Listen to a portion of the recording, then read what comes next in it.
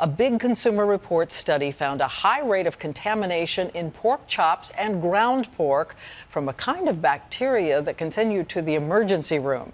ABC's Dr. Richard Besser brings us the whole picture. You don't know its name, but you may be one of the 100,000 Americans who get sick each year from a bacteria called Yersinia. And today's study explains why. Consumer Reports tested pork, the types you'd buy in the supermarket, including pork chops and ground pork. They found that nearly 70% of the samples they tested had the dangerous bacteria Yersinia on them.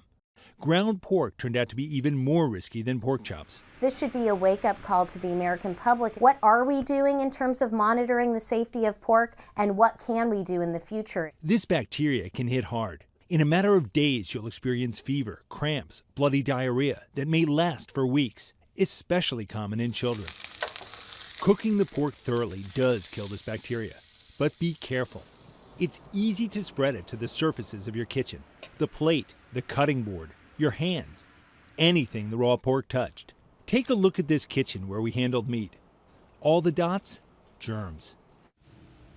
The Pork Producers Council questioned the quality of the study and the methods used by Consumer Reports, and the U.S. Department of Agriculture issued a statement saying pork is safe and that the companies are all in compliance. Consumer Reports, Diane, stands by the report. So what do you do in your own kitchen? Well, this is something that's easily preventable. You need to cook your pork. You want to make sure that you bring it to an internal temperature of 145 degrees for whole pork, 160 for ground pork. You want to make sure that you don't contaminate your kitchen by using separate cutting boards for raw food, for raw pork and vegetables, and always wash your hands whenever you've handled raw food. And is this bacon too, or just ground pork? Well, there's never been an outbreak from bacon, but you have to treat that like a raw product too and cook it well before you eat it. Really cook it through. Okay, That's thank right. you, Rich.